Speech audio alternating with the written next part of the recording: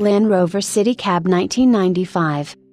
Imagine the year 2139, you are in the heart of a metropolis, a conglomeration of concrete and steel that covers much of what used to be the east coast of the United States. The entire law enforcement system has been replaced with steroid motorcycle rangers who drive through the streets and shoot people.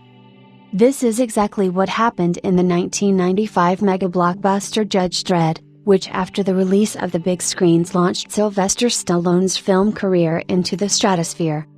What is it for?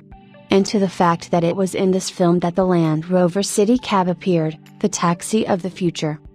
In fact, in the movie, this armored taxi looks pretty authentic, so it doesn't even have to explain why Land Rover suddenly started producing such vehicles in 2139.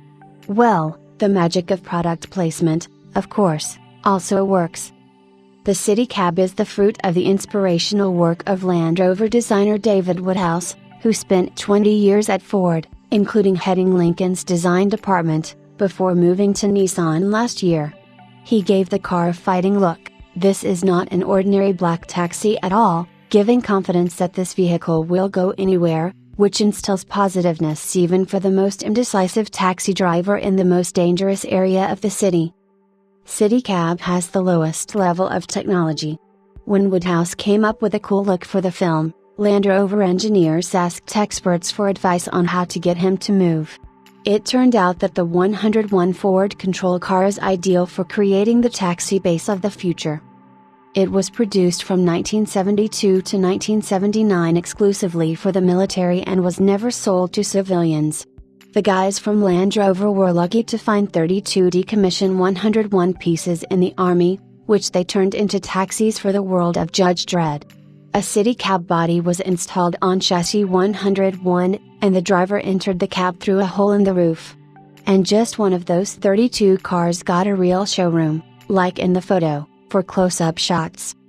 The 101 FC was powered by Land Rover powertrains, which means the 3.5-liter Rover V8 that first appeared in 1960 as a Buick engine.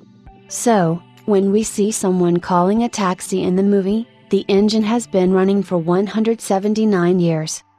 In 1995, there was still no SUV craze, so few people wanted to get something like this in their property. In fact, City Cab was 144 years ahead of its time. So, the concept remained a concept and even London taxi fleets were not interested in this idea. It was easier to hire new drivers after every bad incident.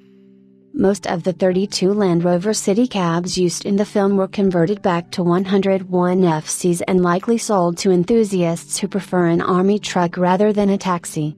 3 of them were upgraded by Land Rover and drove celebrities to the premiere of Judge Dredd.